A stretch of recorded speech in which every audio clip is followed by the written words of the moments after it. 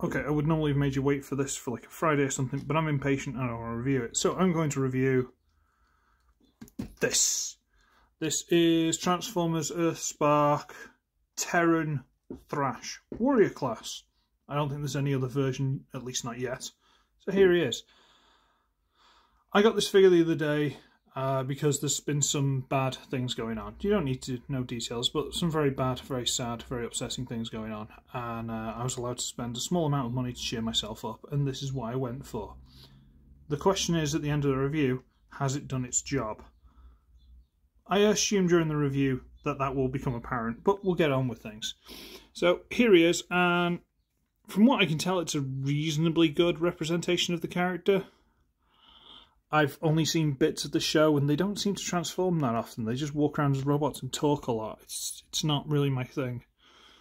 But I actually really, excuse me, burpee. I really like the style of it with the round front and the round sidecar and stuff. It's got very like 1950s, you know, like bikes that are called like the Spirit or the Phantom or the Bullet. You know, it's got that historic, you know, kind of oldie racing bike kind of feel to it, which, considering this wheel's sticking miles out the back, does, you know, heavily lean towards some sort of old racing bike, if I can talk.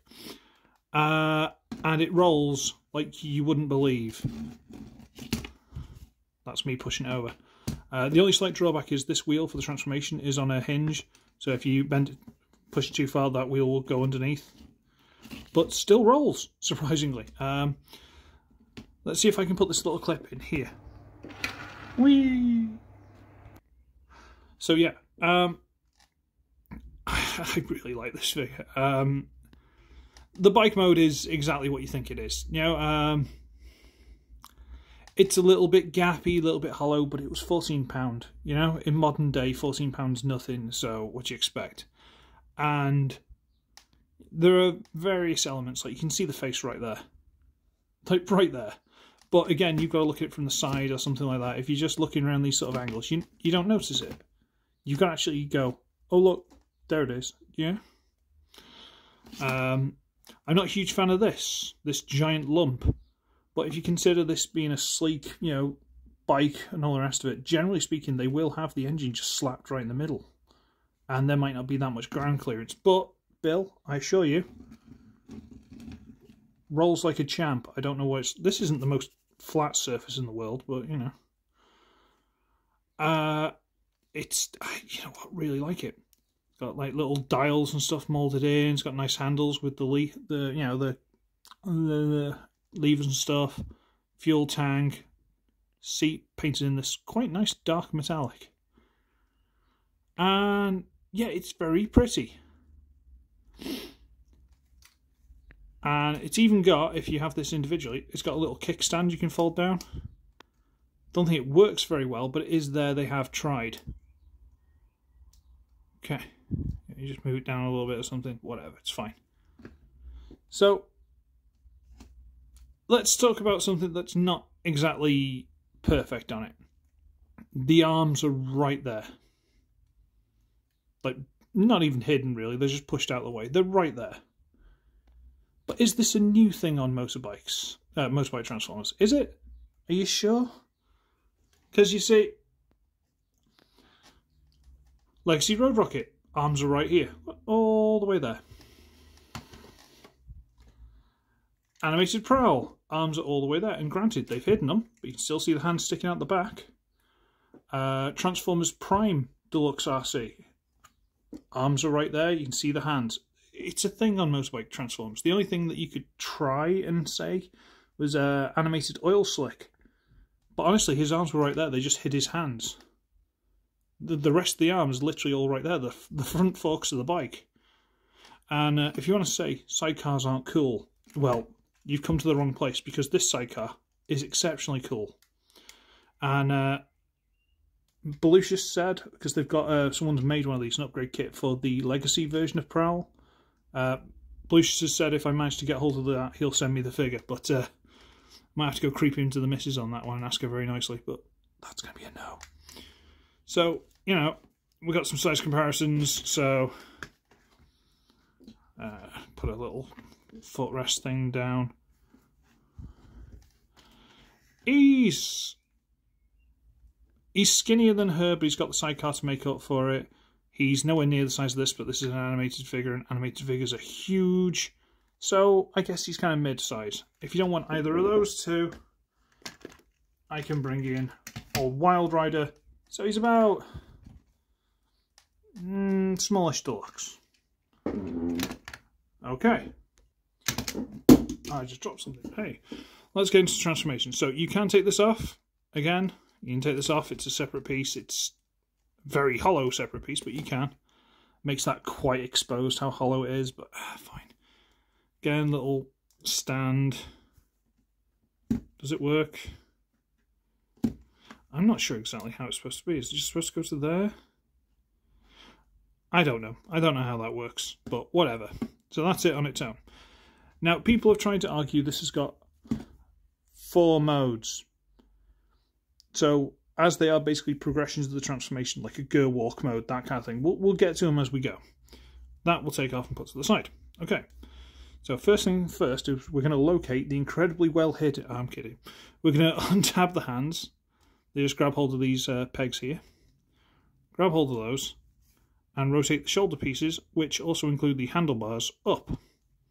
Rotate that up. Okay, with it so far. Looks like one of those kids doing like a Naruto run. Whee! And then we're going to move it on hinge here, so it's up. Okay. And then we get the front of the bike, including the light and stuff, and we fold that down. There's a little lip here that just goes under the edge there. Fold that down, and it will have... There's a little slot inside there that goes onto that. It tabs. There. Okay. Then we get this piece, and we untab it from the back of the head. That tab goes into the hole in the back of the head. It's not just an excuse to save plastic. There's a reason for that hole. Sure. And rotate that down all the way onto the back. And that is what some people are calling the third mode. He's a motorbike. Whee! Sure. Why not? Sure. Just sure. Why not? I ask you, why not?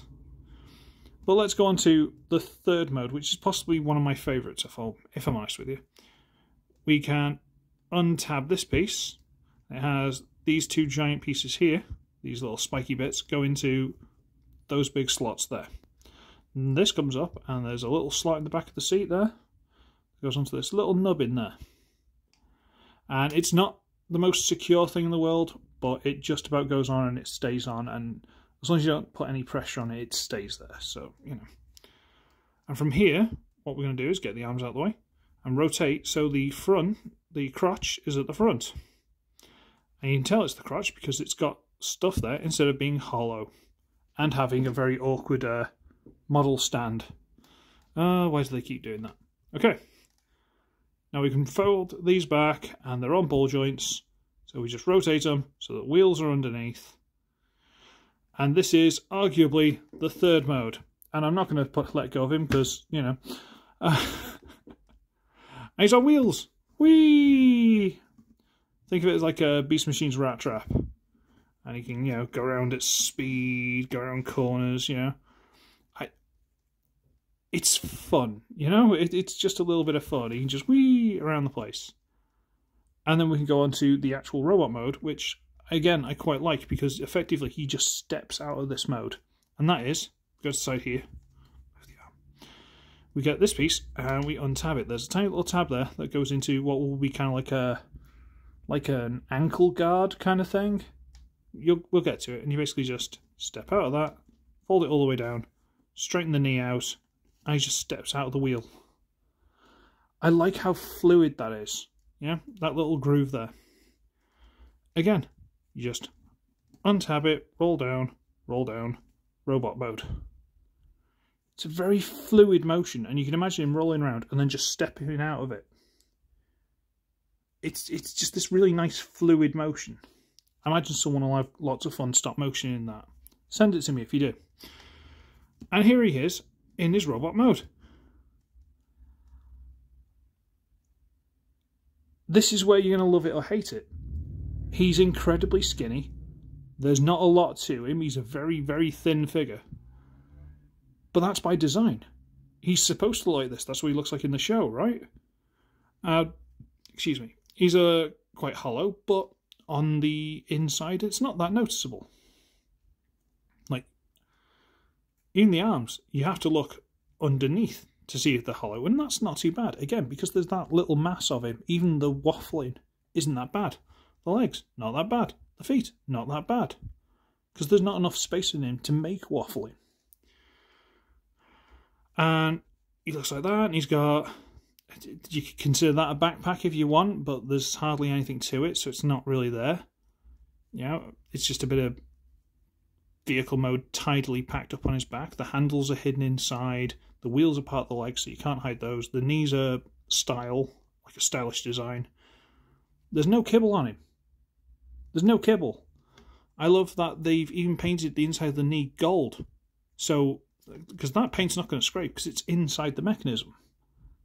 You know, like there's wires painted on the legs. Someone's put effort into this. These knee shoulders are painted. You know, the head is actually quite lovely.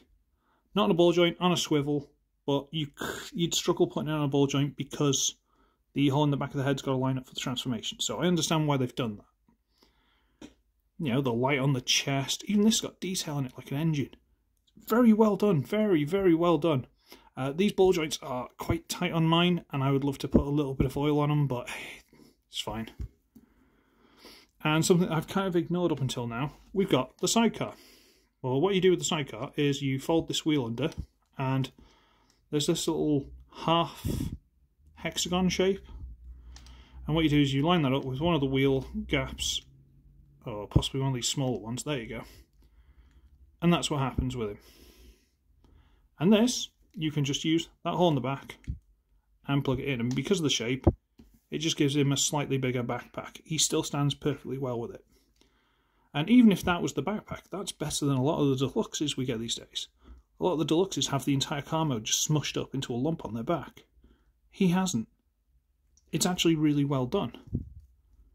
And if you don't want that, you can, of course, turn it into a gun. Yeah, you can. What you do is you get this little bit, and this little point at the front, which is like a turbine intake kind of thing, which is really cool. Push that, flip it through. Triple-barreled Gatling gun, because why not?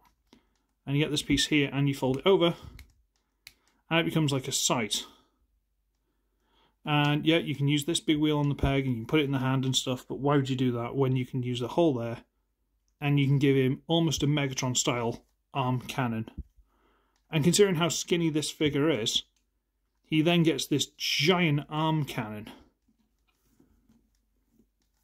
which he can hold perfectly well. Like, this amazing, the balance on this thing.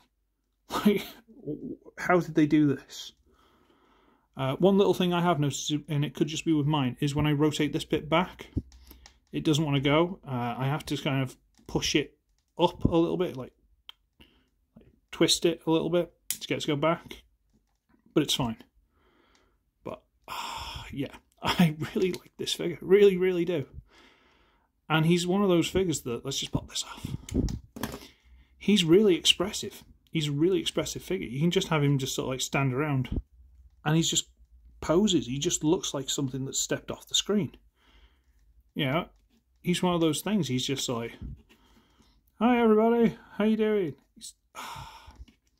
It's what I was looking for, it's what I wanted, and I'm lucky I wasn't let down. He's very expressive, very fun, very nice looking character. I mean, look at the face, look at the little smile on him.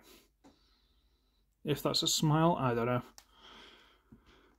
Tempted to try and get his sister now, but I don't know if she's going to be as good, frankly. Size comparisons. Okay, I've been talking too long about this guy.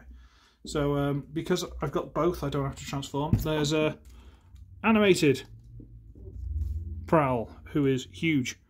Stay there. Put that on the front. We've got Legacy Road Rocket, who's smaller. Would you have thought? She's roughly the same sort of size. She's got a lot more stock to her, but wheels hanging off the side, wheels on the back, all this on the back. Compared to him, He's really well designed, like really well designed. And of course, in case you haven't got those, there's Legacy Direct Strip. There you go. So he's small, but then he's supposed to be small, he's supposed to be skinny, he's supposed to be cheap, and he is. But why did anyone say that was bad? That's what I'm stuck on. Who says that's a bad thing? He is exactly what I was looking for. He's exactly what I wanted. And I really like him, honestly. He's done me a world of good this last week or so. He's done me a big world of good. Just trying to keep my spirits up, that's the word. There we go.